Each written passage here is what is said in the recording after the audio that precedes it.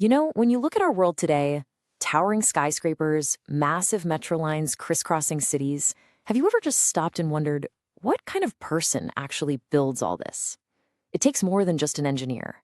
It takes a true master builder. And today, we're going to meet one. So, how are the megacities of tomorrow built? It sounds like a simple question, right? But the answer? Well, it's incredibly complex. We're not just talking about steel and concrete here. We're talking about building a vision, a blueprint for how millions, literally millions of people are going to live and work and connect for decades. And that new kind of blueprint, it requires a special kind of leader. Someone who can think on multiple levels all at once. And that's where Dr. Venugopal comes in. He's a civil engineer, yeah, but with more than 3 decades under his belt. His career is just this fascinating story of how you mix that deep technical skill with a real sense of purpose for the public good. Okay, so to really get a handle on his impact, we've got to start with the kinds of problems he's solving.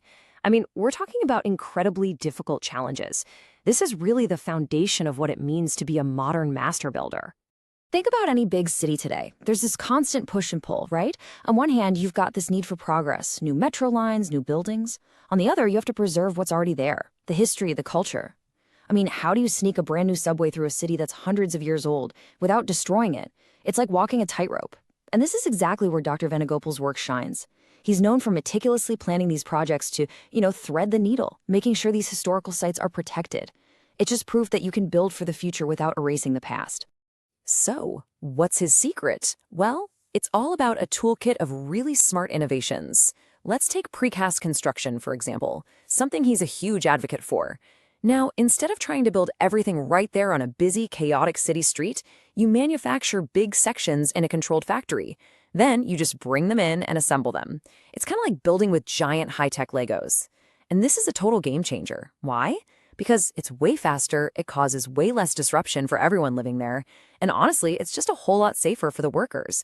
It's all about breaking down these massive, complex jobs into smaller, manageable pieces.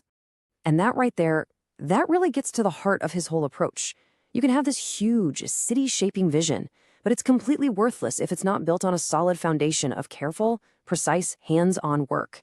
The big ideas and the tiny details, they're two sides of the same coin. You can't have one without the other. Okay, so we've established he's got the technical chops, for sure. But what happens when you take that expertise and apply it to projects on a scale that is, well, almost hard to believe? We're talking about budgets big enough to run a small country. We're talking about infrastructure that stretches across the globe. All right, let's just pause on this number for a second. 17,000 crore rupees. That's more than 2 billion with a B US dollars. That was the value of just one project he managed, the Hyderabad Metro Rail. A number that big isn't just a budget line. It's a symbol of the incredible public trust and the massive responsibility you have on your shoulders. You're building something that's going to change the daily lives of millions of people. And get this, that project stretched for 72 kilometers. To give you some perspective, that made it the biggest public-private partnership metro project anywhere in the world. So his job wasn't just about pouring concrete. It was about navigating this super complex dance between government and private companies to create what is essentially a new lifeline for the entire city, a network of steel arteries pumping life right through its heart. And this wasn't just a one-off success story either. While he was at Tata Projects, he also led the Pune Metro Rail project, another absolutely massive undertaking with a budget of over 8,100 crore rupees. You start to see a pattern here, right? When a country has a critical nation-building project, they turn to leaders like him to get it done. And his expertise? It's definitely not limited to just one country. You can see from this timeline, his career has been a true global journey. We're talking Eritrea, Dubai, Malaysia, Saudi Arabia, Qatar, and of course India. Now, this isn't just about collecting passport stamps. This is about proving you can adapt, that you can work with different cultures, and solve tough engineering problems in all sorts of challenging places all over the world. But, when you're building on this kind of massive scale, a huge responsibility comes with it. And for Dr. Venugopal, it's never just been about building bigger, it's about building smarter. And maybe most importantly, it's about building with a conscience. It's the philosophy that underpins all the engineering. We've all seen it, haven't we? When a city is growing fast, trees and parks are usually the first things to go. They're just seen as, collateral damage in the name of progress. But he looked at that conflict and didn't see an unavoidable problem.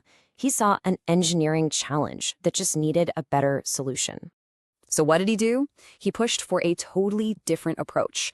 Instead of just chopping down every tree that was in the way, he championed the idea of transplantation. He actually worked with environmental experts to figure out how to safely dig up and move mature trees to a new spot. It's about preserving the city's green mungs. And it's just this amazing example of taking a big, sustainable idea and making it a real, practical thing you can do on the ground. And this idea of doing the right thing, it doesn't just stop with the environment. It goes right to the very heart of how he leads. We're talking about a rock-solid foundation of ethical governance. I mean, let's be real. When you're in charge of billions of dollars of public money, being an ethical leader isn't some optional extra. It's absolutely everything. It means making sure every single penny is accounted for. It means your decisions are open and transparent. And it means that everyone involved, from the government down to the local communities, can actually trust what you're doing. And this really gets to his core philosophy. In a business that's all about physical things, concrete, steel, he argues that the most important building block of all is something you can't even see. It's trust. Trust is the invisible glue, the invisible framework that holds the entire project together, especially when things get tough. And believe me, with projects this big, things always get tough. Here's a good way to think about it. Building trust with your team, with your partners, with the public, it takes just as much precision and care as building an actual physical bridge. And just like a bridge, if one crucial part fails, the whole thing could come crashing down. So this brings us to the final and maybe the most important part of this whole blueprint. A real master builder, they don't just leave behind buildings and bridges. They build up the next generation of leaders who are going to be shaping the world long after they're gone. And Dr. Venugopal is all in on this. He spends a lot of time mentoring young engineers, sharing what he's learned over decades at some of the best engineering schools. His whole philosophy is that you get the best results when you create a culture where people feel empowered, where they can learn and grow, and really feel like they're contributing. And look, he doesn't just talk the talk, he walks the walk. These are just a couple of his certifications from top universities around the globe. This isn't about hanging diplomas on the wall. It's about demonstrating a really core principle. If you want to be a leader in a world that's changing this fast, you can never, ever stop learning.